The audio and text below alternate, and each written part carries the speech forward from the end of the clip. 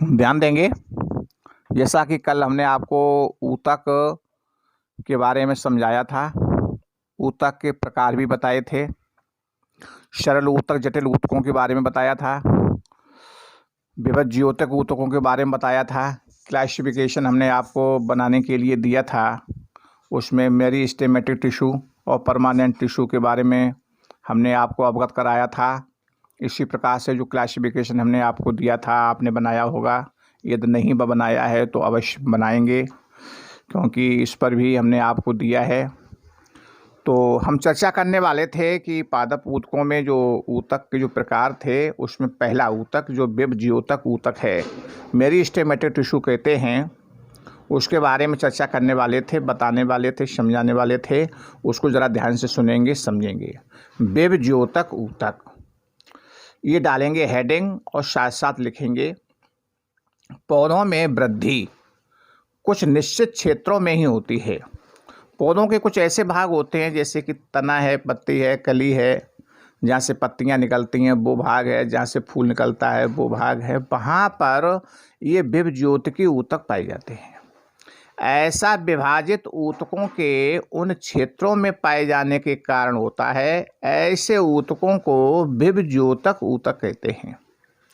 विभज्योतक की उपस्थिति वाले क्षेत्रों के आधार पर इन्हें निम्न भागों में बांटा जाता है। नंबर 1 है शीर्षस्थ विभज्योतक, जैसे कि जड़ों, तने की वृद्धि वाले क्षेत्रों में ये विद्यमान होते हैं अगले सिरे पर। दूसरा है कैम्बियम विभज्योतक, जिनको पार्श्वी विभज्योतक भी कहते हैं। ये तने की परिधि एवं मूल में वृद्धि में सहायक होते हैं और वहाँ वृद्धि करते हैं। तीसरा ऊतक होता है अंतःवृष्टि ऊतक, ये पर्व संधियों के पास पाए जाते हैं और वहाँ वृद्धि करते हैं। तो ये हुआ है आपका विभज्योतक ऊतक। ये चित्र जो सामने दिया है इसको व्यवस्थित ढंग से बना लेंगे और समझ लेंगे। अगला है स्थायी ऊतक, ये परमानेंट टिश्यू कहलाते हैं। विभज्योतक द्वारा बनी कोशिकाएं एक विशिष्ट कार्य करती हैं और विभाजित होने की शक्ति खो देती हैं, जिससे स्थायी ऊतक का निर्माण होता है। और इस प्रकार स्थायी रूप लेने की प्रक्रिया विभेदीकरण कहलाती है। ये मुख्यतः 2 प्रकार के होते हैं, सरल स्थायी ऊतक, नंबर 2 जटिल स्थायी ऊतक। अब इसमें पहला ऊतक था सरल स्थायी ऊतक, डालेंगे हेडिंग, समझेंगे, लिखेंगे। एपिडर्मिस के नीचे जो सबसे बाहरी की त्वचा होती है उसको एपिडर्मिस कहते हैं या बाह्य त्वचा भी कहते हैं। एपिडर्मिस के नीचे कोशिकाओं की कुछ परतें होती हैं जिसे सरल स्थायी ऊतक कहते हैं। ये प्राय बंधन मुक्त एवं जीवित होती हैं। इस प्रकार के ऊतक की कोशिकाओं के मध्य रिक्त स्थान पाया जाता है। ये प्राय भोजन का भंडारण करती हैं, जैसे पेरेन्काइमा और कोलेनकाइमा आदि। ये चित्र जो दिए हुए हैं ये पेरेन्काइमा का है और कोलेनकाइमा का है, इसको पेंसिल से बनाएंगे। अगला भी ऊतक इसमें दिया है इसके लेरेनकाइमा का, जिसकी अनुप्रस्थ काट का सेक्शन है और अनुदैर्घ्य काट का सेक्शन है, इसको भी बना लेंगे। आगे ये जो एपिडर्मिस की कोशिकाएं दी हैं, बीच बीच में स्टोमेटा दिए हैं, रंध्र दिए हैं, ये भी चित्र बनाएंगे।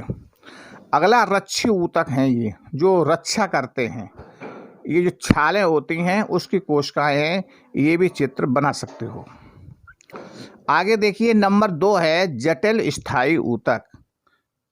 इसमें लिखिए, डालेंगे हेडिंग, जटिल ऊतक एक से अधिक प्रकार की कोशिकाओं से मिलकर बने होते हैं।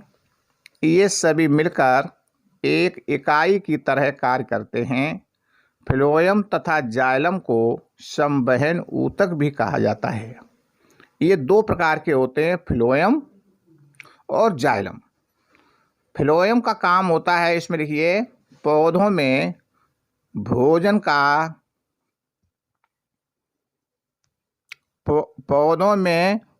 का संवहन करना है और दूसरा है जाइलम, पौधों में जल तथा खनिज लवणों का संवहन करना है। ये दोनों के कार्य हुए हैं। इसके चित्र भी दिए हैं फ्लोएम और जाइलम के, इनके अंदर की कांटें भी दी हैं। फ्लोएम के भी 4 भाग होते हैं और जाइलम के भी होते हैं, उनके भागों के चित्र दिए हैं, ये आप बनाएंगे। आगे देखेंगे जंतु ऊतक के बारे में। ये जंतुओं के शरीर में पाए जाते हैं। इसमें पहला ऊतक है एपिथीलियमी ऊतक, जिसमें अपनी स्किन बनती है। जंतुओं के शरीर को ढकने तथा बाहरी रक्षा प्रदान करने वाले ऊतक एपिथीलियमी ऊतक कहलाते हैं। शरीर के अंदर स्थित बहुत से अंगों और गुहिकाओं को ढकते हैं। एपिथीलियमी की कोशिकाएं आपस में सटी हुई होती हैं, जैसे त्वचा है, मुंह है, आहार नाल है, रक्त वाहिनी नली का अस्तर, फेफड़ों की कूपिकाएं आदि सभी एपिथीलियमी ऊतक के उदाहरण हैं। ये 4 प्रकार के होते हैं। नंबर 1 घनाकार, नंबर 2 शल्की, नंबर 3 स्तंभाकार, नंबर 4 स्तरित शल्की। ये जो चित्र दिए गए हैं, ये 4 प्रकारों के चित्र दिए गए हैं। इसको पेंसिल से बनाएंगे। अगला है संयोजी ऊतक। इसमें लिखिए, संयोजी ऊतक की कोशिकाएं आपस में कम जुड़ी होती हैं और अंतरकोश की अधात्री में धसी होती हैं। ये तरल, कठोर एवं सघन हो सकती हैं। उदाहरण है रक्त, अस्थि, उपास्थि आदि। संयोजी ऊतक के प्रकार, इसको देखिए, ये 5 प्रकार के होते हैं। कहीं कहीं 4 प्रकार का दिया है, परंतु आपकी पुस्तक में 5 प्रकार के दिए हैं। नंबर 1 विभिन्न रक्त कणिकाएं, नंबर 2 संहित अस्थि, नंबर 3 काचाभ उपास्थि, नंबर 4 वसामय ऊतक और अंतिम है एरिओलर ऊतक। ये चित्र भी दिए गए हैं, अलग अलग चित्र भी दिए गए हैं हर ऊतक का। इसको पेंसिल से बनाएंगे। चित्रों का सारा काम होमवर्क में आप करेंगे। अगला है पेशीय ऊतक। पेशीय ऊतक लंबी कोशिकाओं के बने होते हैं, जिन्हें पेशीय रेशा कहा जाता है। यह हमारे शरीर में गति के लिए उत्तरदायी होता है। पेशियों में एक विशेष प्रकार की सिकुड़ने वाली प्रोटीन होती है, जिससे संकुचन और प्रसार के कारण गति होती है। पेशीय ऊतक के प्रकार ध्यान देंगे, ये 3 प्रकार के होते हैं। नंबर 1 ऐच्छिक पेशी या कंकाल पेशी या रेखित पेशी भी इनको कहते हैं। ये हाथ और पैर की अंगुलियों में पाए जाते हैं और ये ऊतक अपनी मनुष्य की इच्छा के अनुसार कार्य करते हैं। ऐसे ऊतक ऐच्छिक पेशी ऊतक कहलाते हैं। नंबर 2 अनैच्छिक पेशी या चिकनी पेशी, और इन्हें अरेखित पेशी भी कहते हैं। ये ऊतक फेफड़ों की ग्रसनी, आँख के पलक, रक्त नलिका आदि में पाए जाते हैं। ये जीव की बिना इच्छा के कार्य करते हैं। ऐसे ऊतकों को अनैच्छिक पेशी ऊतक कहते हैं। अगला है हृदयक या कार्डिक पेशी ऊतक। ये ऊतक केवल जीव के हृदय में पाए जाते हैं। इन ऊतकों से ही हृदय का निर्माण होता है। इन्हें हृदय पेशी कहते हैं। इसी प्रकार इनके चित्र भी दिए गए हैं। इन चित्रों को अलग अलग आप बनाएंगे। अगला है तंत्रिका ऊतक। इसमें एक बात और बता दूं, इन पेशियों में अंतर भी लिखने के लिए आता है पेपर में, बोर्ड में 9th में भी आता है और 10th में भी आता है। इसका अंतर भी हम आपको अवसर मिलते ही लिखाएंगे और बताएंगे, और किताब में दिया है तो आप लिख भी सकते हो। और रेखित में और हृदय पेशी में अंतर कम से कम 4 अंतर लिखने को आते हैं। अगला है तंत्रिका ऊतक। ये ऐसा ऊतक है, इसकी कोशिकाएं शरीर में सबसे लंबी होती हैं। सबसे लंबी कोशिका का नाम लिखने को आता है तो उसमें तंत्रिका कोशिका आता है। ये मस्तिष्क से लेकर के पूरे शरीर में फैली होती है। तंत्रिका ऊतक की कोशिकाएं अतिशीघ्र उत्तेजित होती हैं।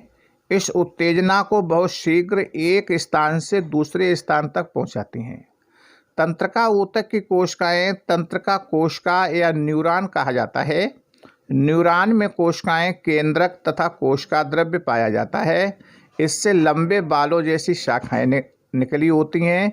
प्राय न्यूरॉन में इस तरह का एक लंबा प्रवर्ध होता है जिसे एक्सान कहते हैं। ये तंत्रिका ऊतक की और या कोशिका की संरचना है। ये चित्र भी दिया है, वेरी वेरी इम्पोर्टेंट है, पेपर में बनाने को आता है। आप इसे अवश्य बनाएंगे और समझ लेंगे इसको। ठीक है, आगे देखेंगे। आगे का टॉपिक जो होगा वो हम आपको कल बताएंगे।